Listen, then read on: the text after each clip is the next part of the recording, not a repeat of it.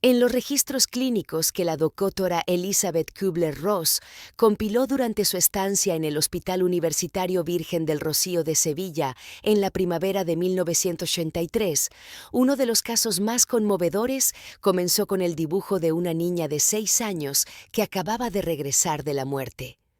Marisol Vega Romero había sufrido un shock anafiláctico tras la picadura de una avispa en el patio del colegio, permaneciendo clínicamente muerta durante 8 minutos y 14 segundos, mientras los profesores y el médico del centro luchaban por salvarla con una inyección de adrenalina que llegó demasiado tarde.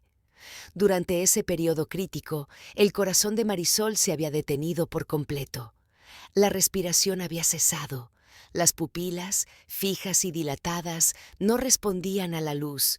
Todos los indicadores médicos confirmaban que aquella niña de pelo rizado y sonrisa fácil había cruzado el umbral de la muerte. Cuando Marisol despertó en la UCI pediátrica del Virgen del Rocío 48 horas después, lo primero que pidió fueron lápices de colores. Sin pronunciar palabra, comenzó a dibujar con la concentración feroz de quien intenta capturar algo que se desvanece. Cuando terminó, le mostró el dibujo a su madre con la naturalidad de quien enseña un trabajo del colegio.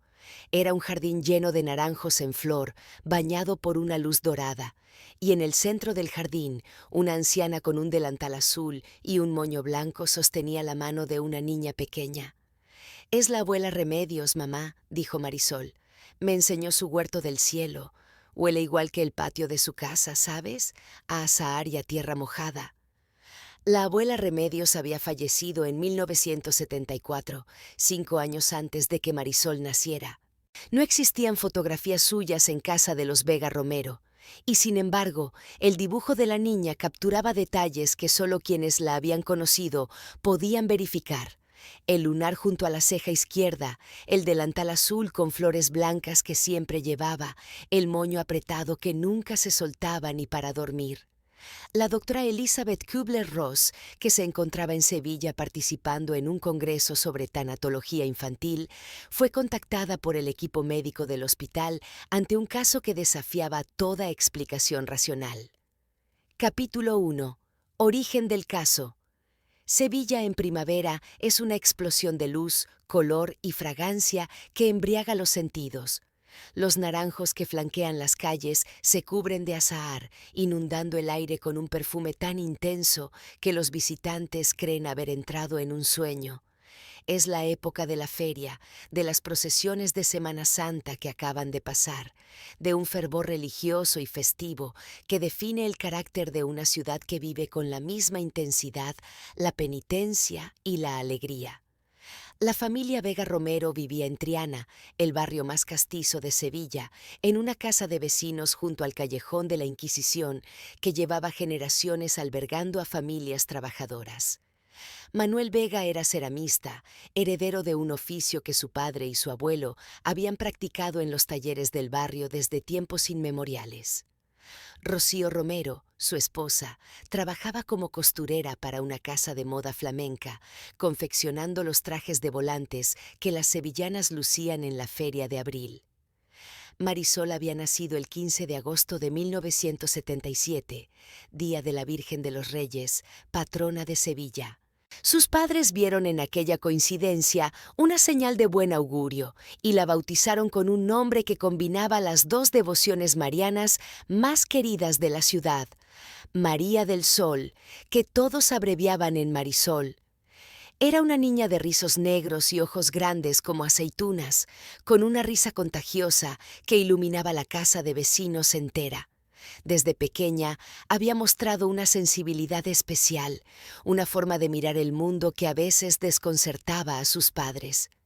«Esta niña ve cosas que los demás no vemos», le decía Rocío a su marido cuando Marisol se quedaba mirando fijamente a un rincón vacío de la habitación o cuando hablaba con amigos invisibles que solo ella podía percibir. Manuel, hombre práctico y poco dado a supersticiones, restaba importancia a aquellas observaciones. «Son cosas de críos», decía, «ya se le pasará cuando crezca».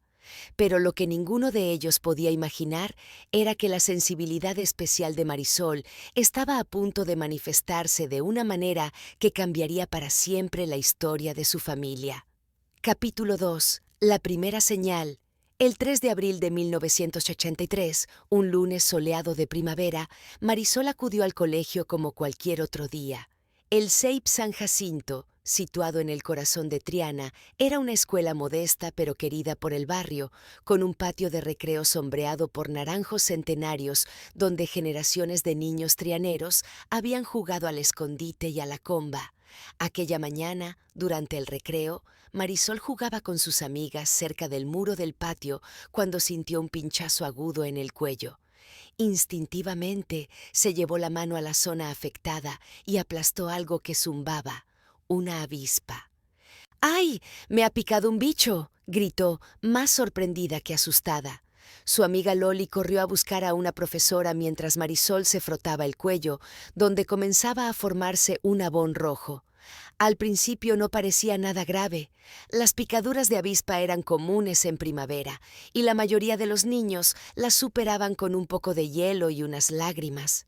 Pero a los pocos minutos, Marisol comenzó a sentir que algo iba muy mal. La garganta se le cerraba, impidiéndole respirar con normalidad. La cara se le hinchaba como un globo. Las manos le temblaban y sentía un frío helado recorriéndole el cuerpo a pesar del sol de abril.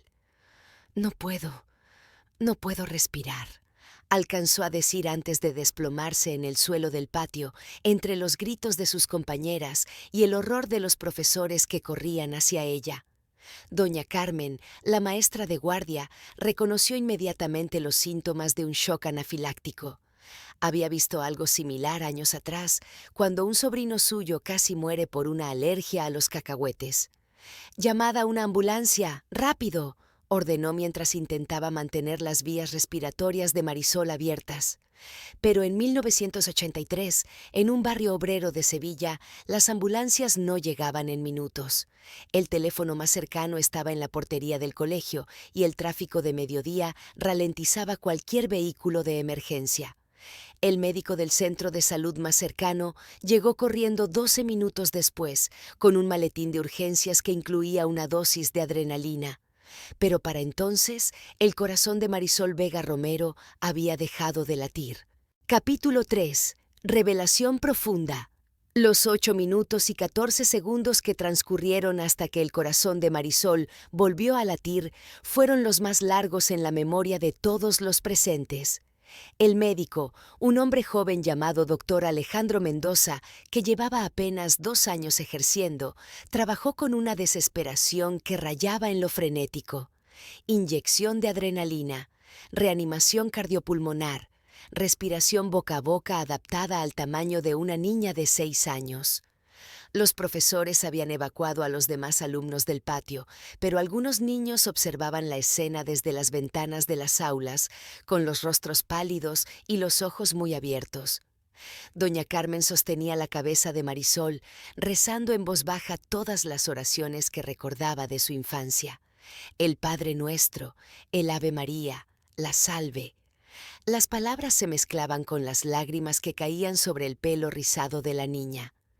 «Vamos, pequeña», murmuraba el doctor Mendoza entre compresiones torácicas. «No te rindas, vuelve con nosotros». 8 minutos. 8 minutos y 14 segundos de silencio absoluto en los monitores improvisados.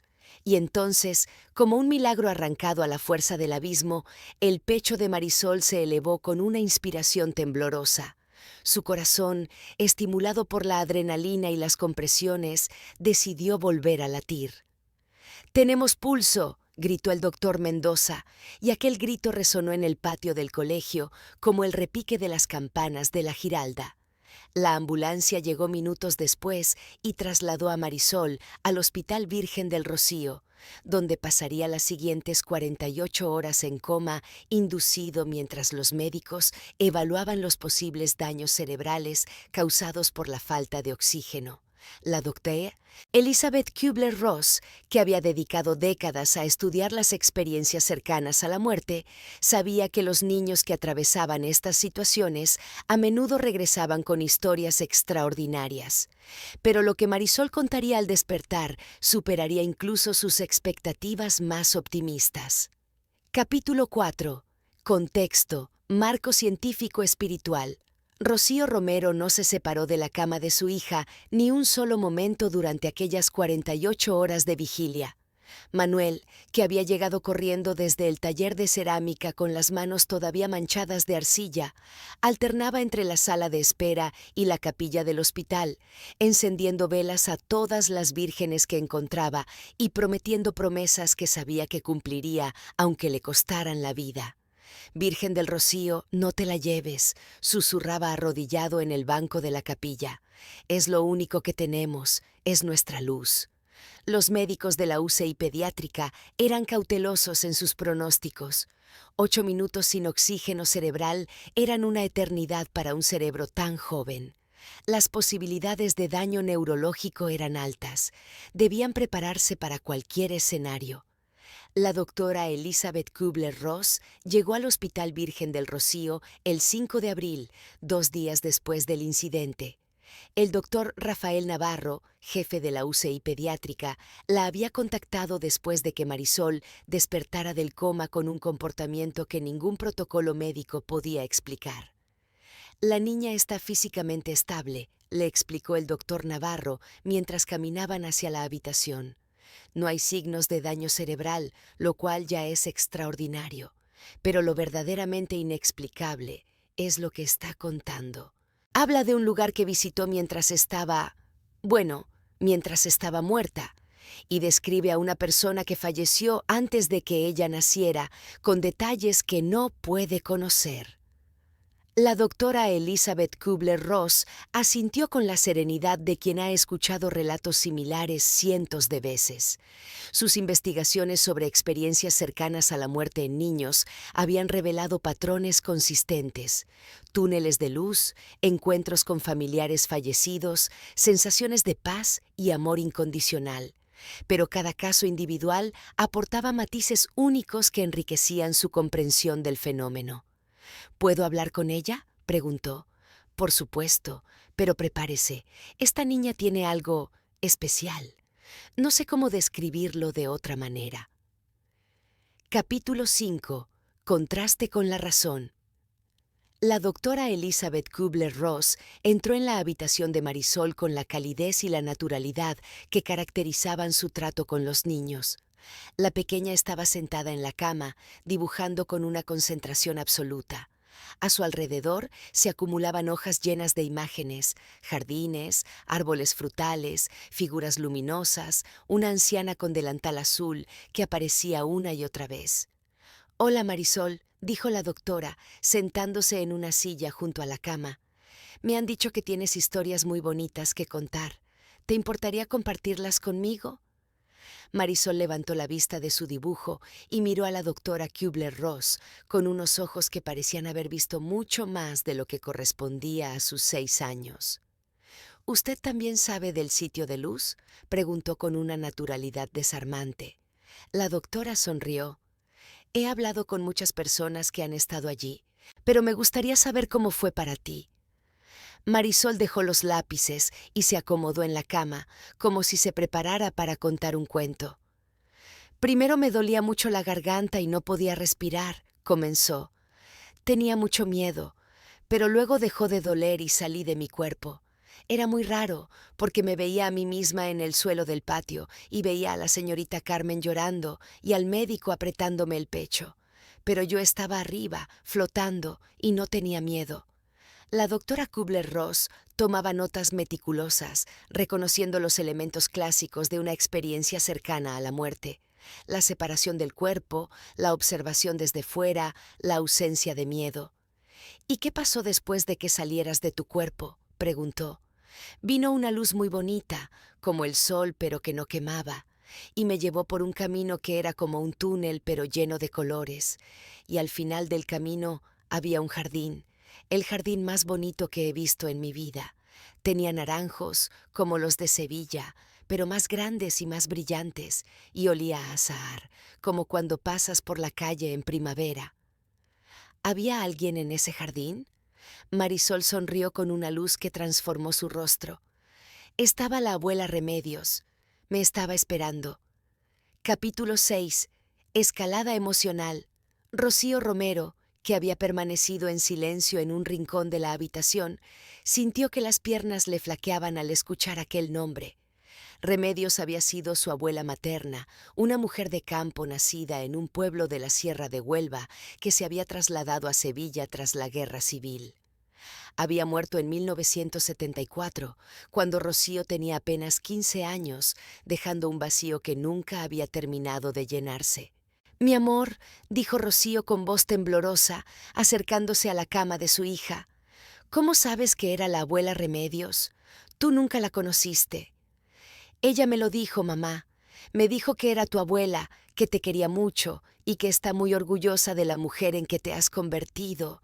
También me dijo que no te preocupes por ella, que está muy feliz en el jardín del cielo».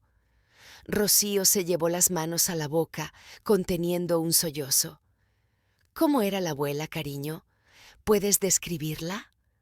Marisol señaló uno de sus dibujos, donde una anciana de pelo blanco recogido en un moño sonreía junto a un naranjo. «Era bajita, más bajita que tú, mamá. Tenía el pelo muy blanco y lo llevaba recogido arriba, así, muy apretado. Tenía un lunar aquí», se señaló un punto junto a la ceja izquierda. «Y llevaba un delantal azul con flores blancas, muy bonito, y las manos muy arrugadas, pero suaves. Me acarició la cara y sentí como si me abrazara con todo su cuerpo». Rocío rompió a llorar. Aquella descripción era exacta. El moño apretado que su abuela nunca se soltaba, el lunar junto a la ceja, el delantal azul con flores blancas que llevaba siempre mientras trabajaba en la cocina. Detalles que Marisol no podía conocer porque no existían fotografías de la abuela Remedios en la casa y Rocío nunca había hablado de ella con tanto detalle. La doctora Elizabeth Kubler-Ross observaba la escena con la mezcla de asombro profesional y emoción humana que caracterizaba sus encuentros con estos casos.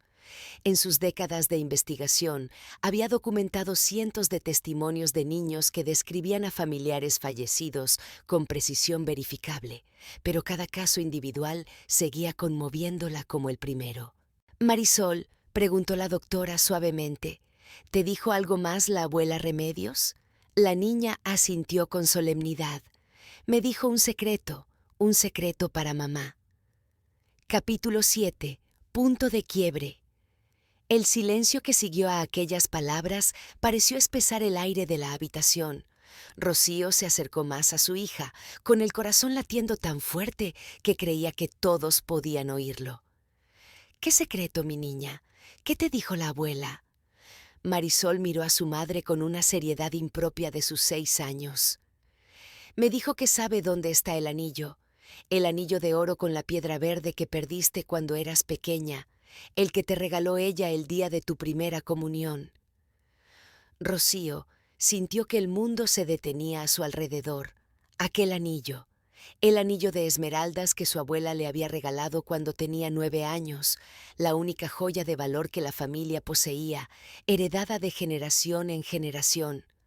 Lo había perdido el verano de 1973, un año antes de que su abuela muriera, y aquella pérdida había sido uno de los mayores disgustos de su vida.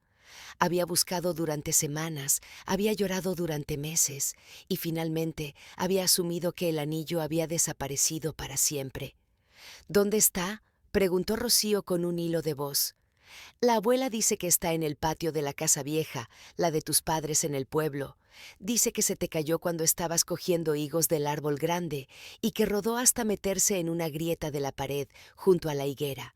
Dice que si miras bien, todavía está allí». La doctora Elizabeth Kubler-Ross intercambió una mirada con el doctor Navarro, que había entrado en la habitación durante la conversación. Aquel tipo de información específica y verificable era exactamente lo que sus investigaciones buscaban, datos concretos que el niño no podía conocer y que podían confirmarse independientemente. ¿Conoces esa casa, Rocío?, preguntó la doctora. Es la casa de mis padres en Aracena, en la Sierra de Huelva, respondió Rocío, todavía aturdida. Pasé allí todos los veranos de mi infancia. Hay una higuera en el patio, junto al muro. Pero yo nunca le conté a Marisol nada de eso, ni del anillo, ni de la casa, ni de la higuera. La abuela también me dijo otra cosa, continuó Marisol, ajena al terremoto emocional que estaban causando sus palabras. Me dijo que te dijera que no fue culpa tuya, que ella murió feliz, sabiendo que tú la querías, y que el único arrepentimiento que tiene es no haber podido conocer a sus bisnietos. Me pidió que le diera un beso de su parte. Marisol se inclinó hacia su madre y le dio un beso suave en la mejilla. «Este es de la abuela Remedios», dijo. «Me pidió que te lo diera así, suavecito, como ella te los daba». Rocío se derrumbó sobre la cama de su hija, sollozando con un llanto que venía del fondo del alma.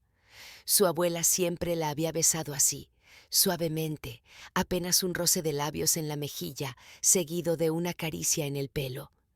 La doctora Elizabeth Kubler-Ross había documentado numerosos casos de niños que transmitían gestos específicos de familiares fallecidos, gestos que solo quienes los habían conocido podían reconocer.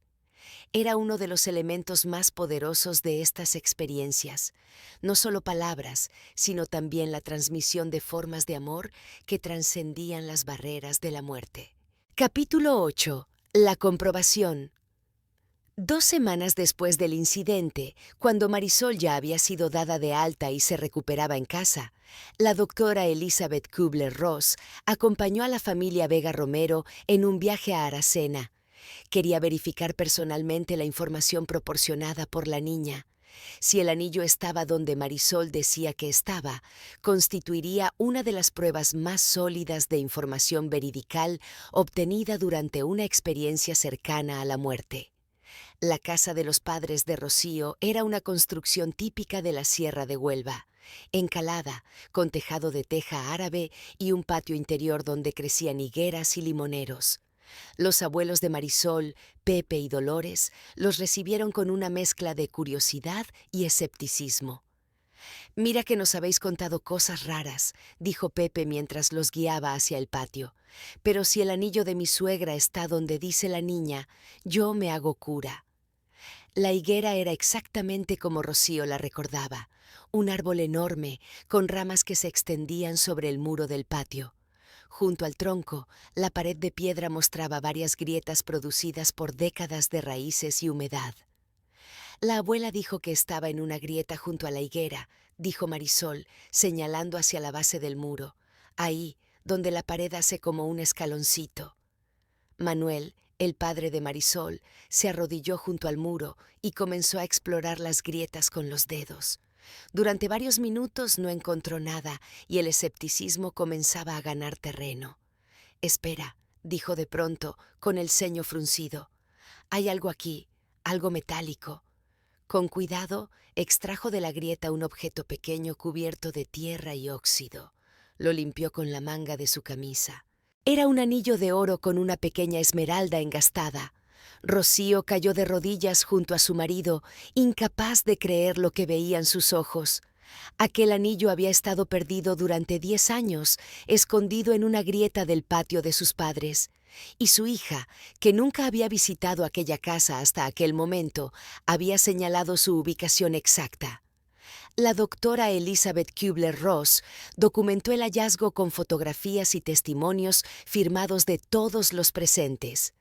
En sus notas sobre el caso, escribió: «La localización del anillo de Remedios constituye una verificación objetiva extraordinaria.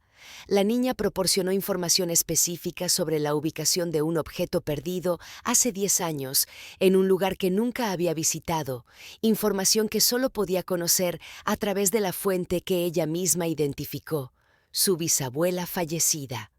Capítulo 9. La transformación. Los meses siguientes trajeron cambios profundos en la vida de Marisol y su familia. La niña que había vuelto del otro lado no era exactamente la misma que se había ido.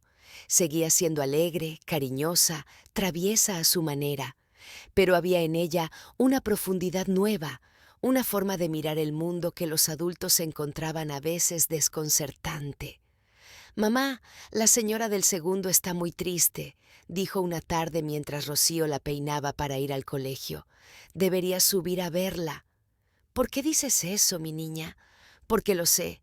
Está llorando mucho por dentro, aunque por fuera no se le note». Rocío, que apenas conocía a la vecina del segundo, subió aquella tarde a visitarla movida por un impulso que no sabía explicar. Encontró a una mujer devastada que acababa de recibir noticias de que su hermano tenía cáncer terminal. Había estado llorando a solas durante días, sin contárselo a nadie. «¿Cómo has sabido que necesitaba compañía?», le preguntó la vecina, aferrándose a su mano como a un salvavidas. Rocío no supo qué responder, pero a partir de aquel día comenzó a prestar más atención a las intuiciones de su hija. Marisol parecía percibir cosas que los demás no percibían: el dolor oculto de las personas, las necesidades no expresadas, las emociones enterradas bajo capas de apariencia. Y lo hacía con una naturalidad que sugería que para ella no había nada extraordinario en ello. «¿Sigues viendo a la abuela Remedios?», le preguntó Rocío una noche, mientras la arropaba en la cama. Marisol negó con la cabeza. «No la veo como la vi en el jardín, pero a veces la siento, como un abrazo calentito cuando tengo frío o cuando me siento sola. Creo que sigue cuidándome desde el cielo». Las investigaciones de la doctora Elizabeth Kubler-Ross habían documentado este tipo de sensibilidad aumentada en muchos supervivientes de experiencias cercanas a la muerte. Los llamaba conectados, personas que parecían haber conservado algún tipo de vínculo con la dimensión que habían visitado, una antena espiritual que les permitía percibir lo que otros no podían. Marisol, con solo 6 años, se había unido a las filas de esos conectados. Capítulo 10. El testimonio en Triana. La historia de Marisol se extendió por Triana como el perfume del azahar en primavera. En un barrio donde la fe católica se mezclaba con supersticiones ancestrales y una relación fluida con el mundo de los muertos, no en vano Triana celebraba cada noviembre el Día de los Difuntos con una devoción especial. La niña que había ido al cielo y vuelto se convirtió en una figura de fascinación reverencial. Al principio, Manuel y Rocío intentaron proteger a su hija de la curiosidad de los vecinos. No querían que la trataran como un fenómeno, no querían que su infancia quedara marcada por algo que ni siquiera ellos terminaban de comprender. Pero Marisol tenía otros planes. «Mamá, la señora Angustias está muy preocupada porque no sabe si su padre la perdonó antes de morir», dijo una tarde de junio. «¿Puedo hablar con ella?». «¿Cómo sabes eso, mi niña?». «Lo sé, mamá, lo sé y ya está, y creo que puedo ayudarla». Rocío acompañó a su hija a casa de Angustias Heredia, una viuda de 70 años que vivía sola en un piso oscuro del callejón de la Inquisición. La anciana las recibió con desconfianza, pero algo en los ojos de Marisol la desarmó.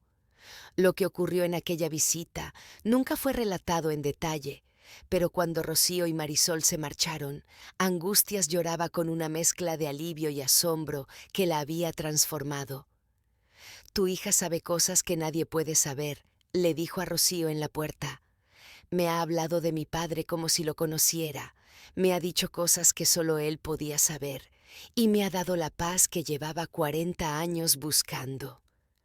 A partir de aquel día, Marisol comenzó a recibir visitas de personas del barrio que buscaban consuelo. Venían a la casa de vecinos del callejón de la Inquisición, se sentaban frente a una niña de 6 años con ojos de anciana sabia y escuchaban palabras que sanaban heridas que llevaban décadas supurando. La doctora Elizabeth Kubler-Ross, que mantuvo correspondencia con la familia Vega Romero durante años, documentó varios de estos encuentros como ejemplos de lo que ella llamaba sanación transpersonal, la capacidad de ciertos supervivientes de SM para canalizar información y consuelo que beneficiaba a otros. Capítulo 11. La visita de la Semana Santa. La primavera siguiente, la doctora Elizabeth Kubler-Ross regresó a Sevilla coincidiendo con la Semana Santa.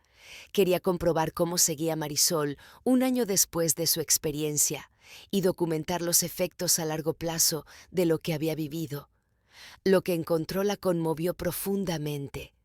La familia Vega Romero la recibió en su casa del Callejón de la Inquisición, en un piso pequeño pero acogedor que olía a guiso de garbanzos y a cera de velas. Marisol, ahora de 7 años, había crecido unos centímetros pero conservaba la misma mirada profunda que la doctora recordaba. «Doctora Elizabeth», exclamó la niña, corriendo a abrazarla con una efusividad que derritió el corazón de la psiquiatra suiza. Pasaron la tarde conversando, mientras el sonido de los tambores y las cornetas de las procesiones llegaba desde las calles cercanas. Marisol le contó sobre su vida cotidiana, el colegio, las amigas, los juegos, pero también sobre las visitas que seguía recibiendo. «A veces vienen personas que están muy tristes porque alguien se ha muerto», explicó con naturalidad. «Y yo les cuento lo que vi en el jardín del cielo y les digo que no tienen que tener miedo, que sus abuelos y sus padres están bien, en un sitio muy bonito, y se van más contentos». «¿No te cansa hacer eso?», preguntó la doctora Kubler-Ross. «¿No te resulta pesado cargar con la tristeza de los demás?». Marisol negó con la cabeza, sonriendo. «No es una carga, doctora, es como regar las plantas. Les das agua y ellas florecen. Yo les doy paz y ellos se sienten mejor. Y yo también me siento bien cuando los ayudo». La doctora Elizabeth Kubler-Ross tomó notas sobre aquella conversación, maravillada por la madurez emocional de una niña tan pequeña. En sus décadas de investigación, había conocido a muchos supervivientes de experiencias cercanas a la muerte, pero pocos mostraban una integración tan saludable de su experiencia como Marisol. «Esta niña no solo sobrevivió a la muerte», escribió en su diario aquella noche. «La muerte la transformó en una sanadora. A los 7 años ya está cumpliendo una misión que muchos adultos tardan toda la vida en descubrir». Capítulo 12. El legado de Marisol. Los años pasaron y Marisol Vega Romero creció para convertirse en una mujer que cumplió la promesa que su experiencia infantil había insinuado. Estudió psicología en la Universidad de Sevilla, especializándose en duelo y acompañamiento a enfermos terminales. Su tesis doctoral, titulada «La muerte como transición, perspectivas desde la experiencia cercana a la muerte», fue dirigida por uno de los colaboradores españoles de la doctora Elizabeth Kubler-Ross y recibió reconocimiento internacional. Pero más allá de los títulos académicos, Marisol nunca olvidó lo que había aprendido en aquel jardín de naranjos celestiales. Trabajó durante años en el Hospital Virgen del Rocío, el mismo donde había despertado de la muerte 40 años atrás, acompañando a pacientes terminales y a sus familias en el tránsito final. «No tengan miedo», les decía con la misma serenidad que había mostrado a los 6 años. «He estado al otro lado. Es hermoso, es como volver a casa». Sus padres, Manuel y Rocío, vivieron para ver a su hija convertirse en una referencia en el campo de los cuidados paliativos.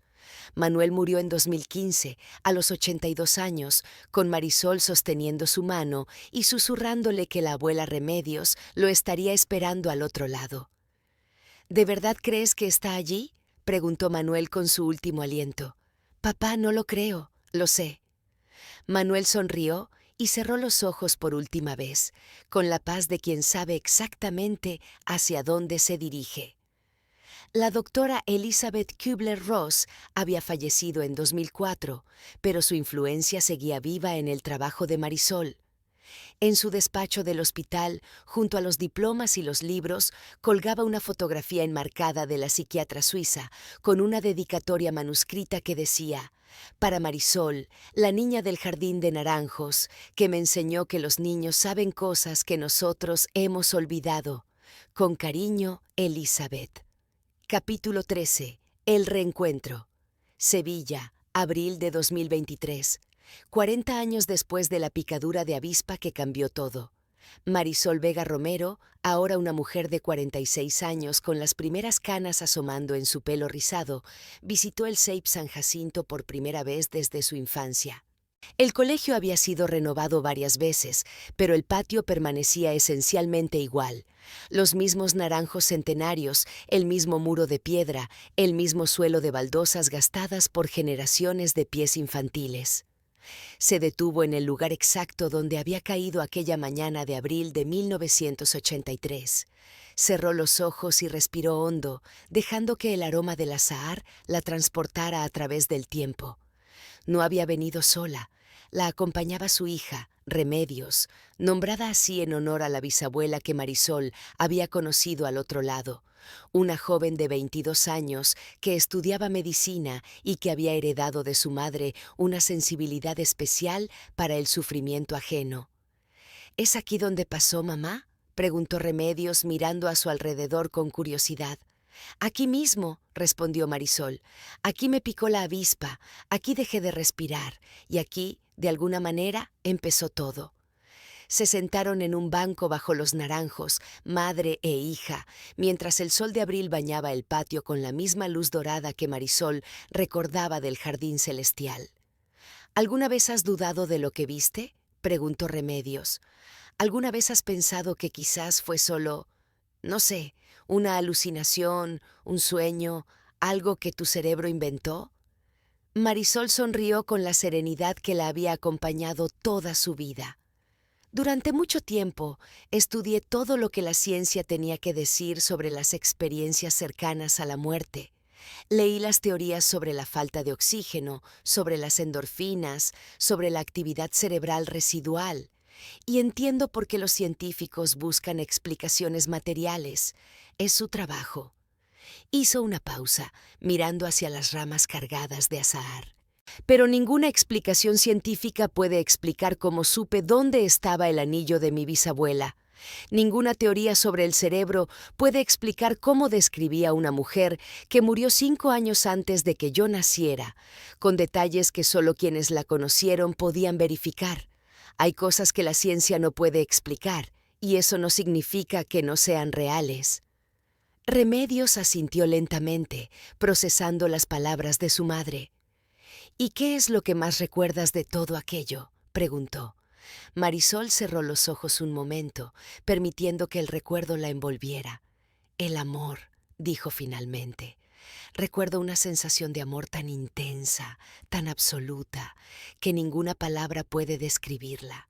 Era como si todo el universo fuera amor y yo formara parte de él. Como si toda la separación, toda la soledad, todo el miedo que sentimos en esta vida fuera una ilusión.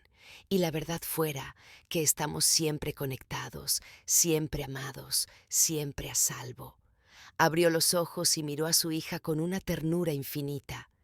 Eso es lo que intento transmitir a las personas que acompaño cuando mueren, que no van hacia la nada, van hacia el amor, y el amor nunca termina.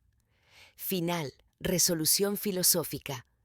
El sol se pone sobre Triana, tiñendo el Guadalquivir de oro y carmesí, mientras las campanas de la Giralda marcan el fin de otro día en la ciudad que ha sido hogar de Marisol durante toda su vida.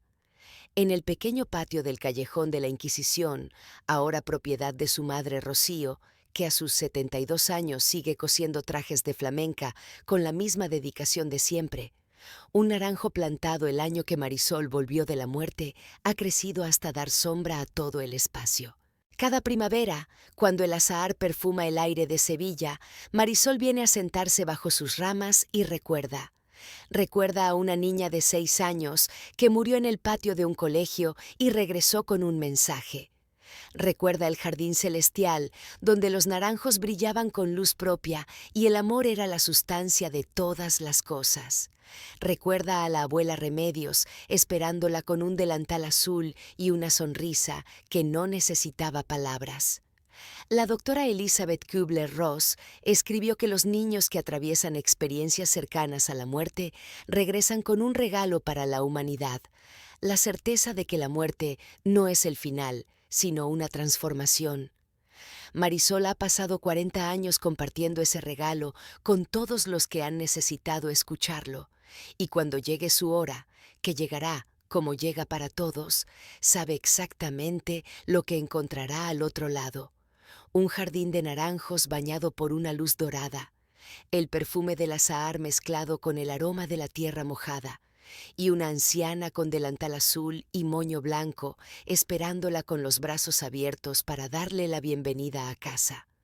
Porque la muerte, como aprendió una niña sevillana en 8 minutos de eternidad, no es una puerta que se cierra, es una puerta que se abre, y al otro lado, en un jardín donde el tiempo no existe y el amor es la única verdad, todos los que nos han amado esperan el momento del reencuentro, tan cierto como el azahar de abril, tan eterno como el río que atraviesa Sevilla camino del mar infinito.